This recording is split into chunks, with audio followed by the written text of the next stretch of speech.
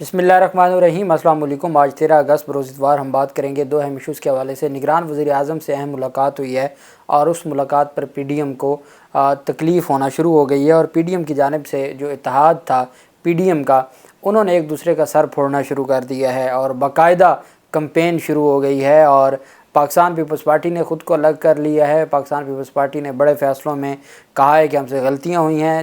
نواز شریف کو خط لکھا گیا ہے اور سینئر جو صحافی ہیں ان کی جانب سے باقاعدہ طور پر یہ بتایا گیا ہے کہ اسٹیبلشمنٹ نے پہلی دفعہ ایسا کیا ہے کہ ان کو دایاں دکھایا ہے اور سجی مارتے تھے اور ان کو نظر نہیں آیا کہ ان کے ساتھ ہو کیا رہا ہے۔ اہم تفصیلات ہیں جو میں آپ کے ساتھ شیئر کروں گا۔ سب سے پہلے تو میں آپ کے سامنے خط رکھوں گا جو نگران وزیر اعظم کی تعیناتی کے حوالے سے ہے، اور ساتھ جو قانون سازی، حالیہ قانون سازی کے حوالے سے اختر مینگل وہ ہیں جب عمران خان کے خلاف عدم اعتماد آ رہی تھی، سب کو پتہ تھا کون لے کے آ رہا ہے اور سندھ ہاؤس میں کیسے وہاں پر بولیاں لگائی جا رہی ہیں۔ اس وقت تو ان کا انقلاب نہیں جاگا تھا، اب انقلاب اس وقت جاگا ہے، عین اس وقت جاگا ہے جب حکومت چلی گئی۔ اب انقلاب کیسے جاگا؟ انہوں نے نواز شریف کو خط لکھا۔ اب یہ سب جانتے ہیں کہ کوئی نواز شریف کی محبت میں نہیں انہوں نے نو کانفیڈنس میں ووٹ دیا تھا، یہ تو اپنے مفادات کے لیے ان کو لانے والے لائے تھے، نواز شریف کے کہنے پر تو نہیں آئے تھے۔ خط میں لکھا کہ جناب میاں محمد نواز شریف صاحب، امید ہے اب میں اہل خانہ خیریت سے ہوں گے۔ میرا آج کا پیغام مورخہ 22 جولائی 2022 کو بھیجے جانے والے گزشتہ پیغام کا تسلسل ہے، کیونکہ جن مسائل کا ذکر میں نے پہلے کیا تھا کاش ان میں کمی آتی، لیکن حسب روایت ان میں اضافہ ہوا۔ انہوں نے خط میں لکھا کہ اس کا الزام کسی پر ڈالنے کے بجائے ہم اپنی شومی قسمت کو ہی ٹھہرائیں گے تو بہتر ہوگا۔ وہی بلوچستان، وہی جبری گمشدگیاں، سیاسی حل کی بجائے بندوق سے مسئلے حل کرنے کی کوشش کی جا رہی ہے۔ سیاستدانوں کی بجائے اسٹیبلشمنٹ سے آس لگائی جا رہی ہے یا ان کی مشاورت سے مسئلے کا حل تلاش کیا جا رہا ہے۔ انہوں نے لکھا کہ میاں صاحب ہم پر جو گزری یا گزر رہی ہے وہ ہماری قسمت، لیکن حیرانی اس بات پر ہے کہ جو آپ لوگوں پر گزری اس سے بھی ابھی تک آپ نے سبق نہیں سیکھا۔ ہمیں جنرل ایوب سے لے کے جنرل مشرف کے مظالم اچھی طرح یاد ہیں، لیکن آپ کی جماعت مشرف اور باجوہ کی سازشوں اور غیر آئینی اقدامات کو اتنی جلدی فراموش کر گئی۔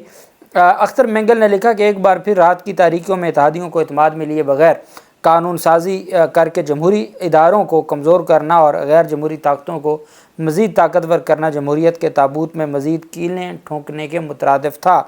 انہوں نے لکھا کہ انسانی حقوق کے برخلاف قانون سازی ہم سے زیادہ مستقبل میں آپ حضرات کے ہی خلاف استعمال کی جائیں گی، کیونکہ ہم بلوچستان کے باسیوں کو روز اول سے انسان سمجھا ہی نہیں گیا۔ ان کا کہنا تھا کہ سی پیک سے اہل بلوچستان کو کیا حاصل ہوا آپ سے بہتر اور کون جان سکتا ہے۔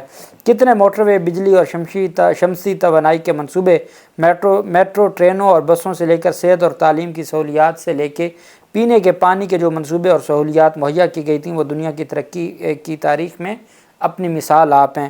سربراہ بی این پی مینگل نے لکھا کہ موجودہ دور میں گوادر یونیورسٹی کے قیام بمقام لاہور کا بھی اعلان کیا گیا، جو میں سمجھتا ہوں بلوچستان میں تعلیمی پسماندگی کو دور کرنے میں ایک اہم کردار ادا کرے گا۔ گوادر ایئرپورٹ کا نام بجائے کسی بلوچستان کی سیاسی یا سماجی شخصیت کے کسی ایسے شخص کے نام کر دیا جس کے نام سے شاید ہی بلوچستان کے لوگ واقف ہوں۔ انہوں نے کہا کہ گزشتہ مردم شماری میں بلوچستان کی آبادی جو کہ تقریباً 2 کروڑ 24 لاکھ کے قریب بنتی تھی، اس سے مشترکہ مفادات کونسل کے اجلاس میں 73 لاکھ کم کر کے کیا پیغام دینے کی کوشش کی جا رہی ہے۔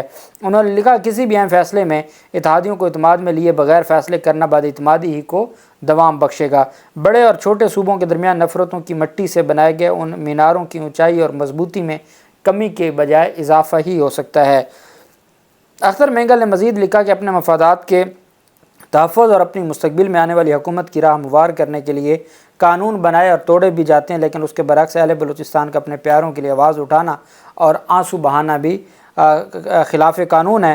انہوں نے خط میں نواز شریف کو یاد دہانی کروائی کہ آپ کے گزشتہ 2 دورے حکومت میں یہ سب کچھ ہوتا رہا، اور ہم پچھلی بار کی طرح اس بار بھی یہ تصور اور خیال کر بیٹھے کہ شاید ان تلخ تجربات کے بعد آپ کی جماعت کو اب احساس ہو گیا ہوگا، لیکن آپ کی جماعت نے ہمیں پہلے بھی غلط ثابت کیا اور اب بھی۔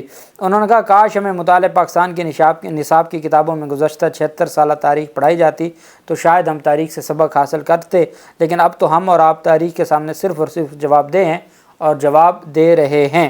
خط کے اختتام میں سردار مینگل کا کہنا تھا کہ نگران وزیر اعظم کے لیے ایسے شخص کی نامزدگی کی گئی جس سے ہمارے لیے سیاست کے دروازے بند کر دیے گئے، اور آپ کے اس طرح کے فیصلوں نے آپ کے اور ہمارے درمیان مزید دوریاں پیدا کی ہیں۔ اب یہ وہ تکلیف ہے جو اختر مینگل، جو خود جن کے بارے میں یہ کہا جا رہا ہے کہ وہ نگران وزیر اعظم بننا چاہتے تھے، دیکھیں نہ تو عوام کو نواز شریف سے کوئی لینا دینا، نہ عوام کو اختر مینگل سے۔ سب کو پتہ ہے کہ اپنے مفادات کے لیے اکٹھے ہوئے تھے اور اب اپنی سیاست اور انتخابات کے لیے یہ جعلی انقلابی بننے کے لیے سارے سامنے آئے ہیں۔ کوئی ان کا عوام سے، کوئی ان کا بلوچستان سے، کوئی بلوچستان کی عوام سے کوئی لینا دینا نہیں ہے۔ یہ مفادات کے لیے آئے تھے۔ ان سے پوچھیں کہ کیا آپ نواز شریف کی محبت میں آئے تھے عمران خان کو کے خلاف ووٹ آف نو کانفیڈنس دینے کے لیے؟ نہیں، نواز شریف کے لیے نہیں آئے تھے۔ آج نواز شریف کو خط لکھنا ان کا اس وجہ سے بھی نہیں بنتا کہ ان کے جو ساری چیزیں ہیں وہ بے نقاب ہو گئیں۔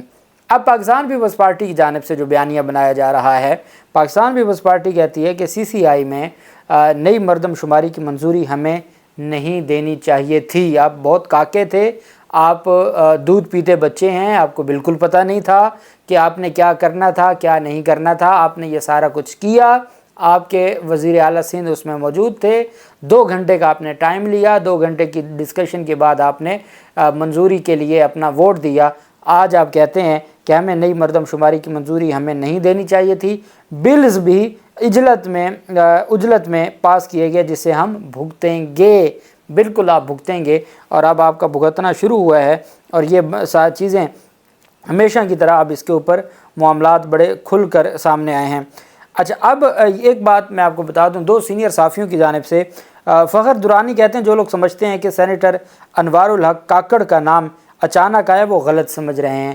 سیاستدانوں اور فیصلہ سازوں کی کامیابی اور ہم صحافیوں کی ناکامی ہے کہ یہ خبر ہم پہلے نہیں نکال پائے، ورنہ جس نے بننا تھا اسے بہت پہلے سے علم تھا، اور جس سفیر نے نہیں بننا تھا وہ میڈیا کو بیانات دینا شروع ہو گئے تھے۔ ایک سفیر بھی، سابق سفیر کا بھی نام جو آیا تھا۔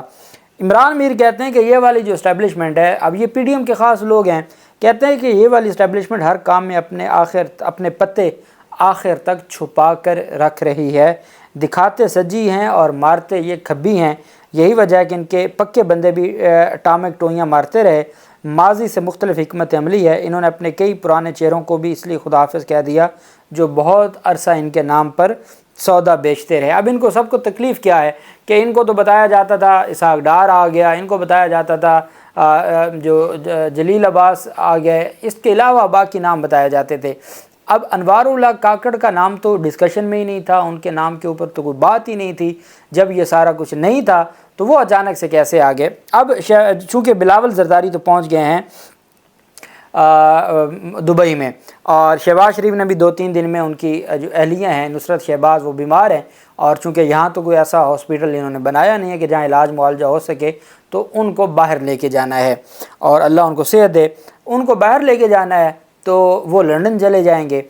اتنے میں آج ایک اہم تقریب تھی کاکول اکیڈمی میں، اور وہاں پر جشن آزادی کی پریڈ تھی۔ پہلے تو ان کو شہباز شریف کو ایک اختتامی الوداعی دینا تھا کہ جی آج شہباز شریف کو الوداعی گارڈ آف آنر دیا جائے گا، پھر خطاب تھا شہباز شریف کا، کچھ نہ ہوا، شہباز شریف لاہور آ گئے، نہ گارڈ آف آنر ہوا نہ کچھ ہوا، شہباز شریف لاہور آ گئے۔ اور اب کہنے والے کہتے ہیں کہ جشن آزادی کی پریڈ جو کاکول میں ہو رہی ہے، جہاں آرمی چیف خطاب کریں گے، اس تقریب میں نہ وزیر اعظم نہ ہی کوئی اور سیاسی شخص کسی کو بلایا گیا ہے، شہباز شریف کو دعوت تک نہیں دی گئی، جبکہ شہباز شریف لاہور میں موجود ہیں۔ اور اب انہوں نے ان سارے معاملات کو دیکھتے ہوئے، چونکہ ان کو گارڈ آف آنر کے حوالے سے اور مختلف جو چیزیں تھیں نہیں ہو رہا تھا، تو انہوں نے اپنی بیوی کہا کہ جی میری اہلیہ بیمار ہے، میں ایمرجنسی میں لاہور جا رہا ہوں۔ جنہوں نے 14 اگست کی یوم پاکستان، آزادی پاکستان کی تقریب بطور وزیر اعظم اٹینڈ کرنے کے لیے نگران وزیر اعظم کو 24 گھنٹے گزر گئے ہیں، حلف نہیں لینے دیا، کیا وہ گارڈ آف آنر چھوڑ کے جاتے تھے یا کاکول میں جو جشن آزادی کی پریڈ تھی اس کو چھوڑ کے جاتے تھے؟ میں اور آپ بہتر جانتے ہیں کہ کسی نے جب ان کو دعوت ہی نہیں دی، کسی نے ان کو رسپانس ہی نہیں دیا، تو وہ یہ سارا کچھ کر کے وہاں سے نکل آئے اور لاہور آ گئے۔ اب یہ ان کی ٹوٹل معاملات ہیں، اور اس پر کامران خان آج کل بہت خوش ہیں۔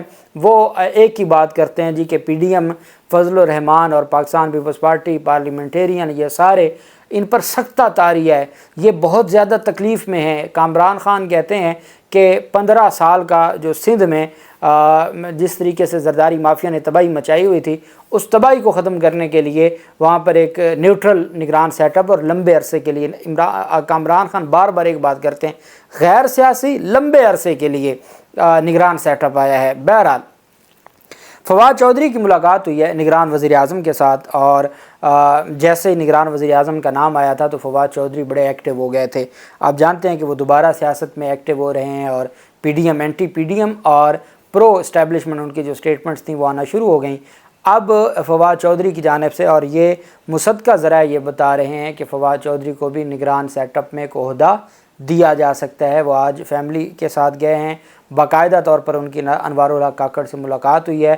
وہ بھی یہ بات سمجھتے ہیں جو کل تک نوجوانوں کو کہتے تھے کہ ہم کفن لے کے جائیں گے اور ہر صورت یہ انتخابات بھی لیں گے اور انقلاب بھی لے کے آئیں گے، آج وہ کہتے ہیں کہ اگر دوبارہ انتخابات بھی ہو جائیں گے کچھ نہیں ہوگا جب تک ایک نگران سیٹ اپ نہ رہے اور وہ لمبے عرصے کے لیے ان ساری چیزوں کو ٹھیک نہ کرے۔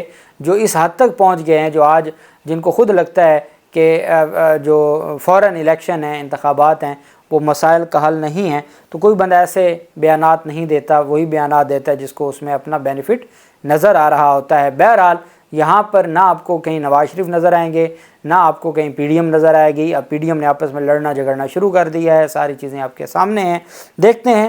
اللہ پاک پاکستان کا حامی و ناصر ہو۔ بہت شکریہ۔ اللہ حافظ۔ پاکستان زندہ باد۔